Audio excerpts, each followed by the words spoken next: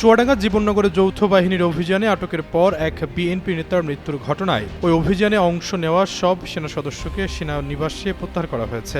একই সঙ্গে সঠিক কারণ উদ্ঘাটনে একটি উচ্চপদস্থ তদন্ত কমিটি গঠন করা হয়েছে। মঙ্গলবার আন্তঃবাহিনী জনসংযোগ পরিদপ্তর আইএসপিআর এক সংবাদ বিজ্ঞপ্তিতে এই তথ্য জানিয়েছে। এতে বলা হয়েছে, গত 12 জানুয়ারি আনুমানিক রাত 11টায় চুয়াডাঙ্গা জেলার জীবননগর উপজেলার সুনির্দিষ্ট গোয়েন্দা তথ্যের ভিত্তিতে আকিজ নিয়ে এলো বিশ্বমানের বেবি ডায়াপার মাম্মাম কটনে সফট ম্যাটেরিয়াল, বাবুকে দেবে র্যাশ ফ্রি সুপার কমফর্ট। অবৈধ অস্ত্র উদ্ধারের লক্ষ্যে যৌথ বাহিনী দিয়ে একটি বিশেষ অভিযান পরিচালনা করা হয়। অভিযানকালে জীবননগর উপজেলা স্বাস্থ্য কমপ্লেক্স সংলগ্ন একটি ফার্মেসি দোকান থেকে অবৈধ অস্ত্র রাখার অভিযোগে মোহাম্মদ শামসুজ্জামান ওরফে ডাবলুকে আটক করা হয়। পরে আটক ব্যক্তির দেওয়া তথ্যের ভিত্তিতে টহল দল ওই ফার্মেসিতে তল্লাশি চালিয়ে একটি 9 মিমি পিস্তল, একটি ম্যাগজিন ও 4 রাউন্ড গুলি উদ্ধার করে। অভিযান শেষে আটক ব্যক্তি হঠাৎ অসুস্থ হয়ে অচেতন হয়ে পড়লে তাকে দ্রুত জীবননগর উপজেলা স্বাস্থ্য কমপ্লেক্সে নিয়ে যাওয়া হয়। পরে আনুমানিক রাত 12:25 কর্তব্যরত চিকিৎসক তাকে মৃত ঘোষণা করেন। এই ঘটনাটি অনাকাঙ্ক্ষিত, দুঃখজনক ও কোনোভাবেই গ্রহণযোগ্য নয় উল্লেখ করে আইএসপিআর জানায়, ইতিমধ্যে ওই ক্যাম্পের কমান্ডার ও অভিযানে অংশগ্রহণকারী সব সেনা সদস্যকে সেনানিবাসে প্রত্যাহার করা হয় এবং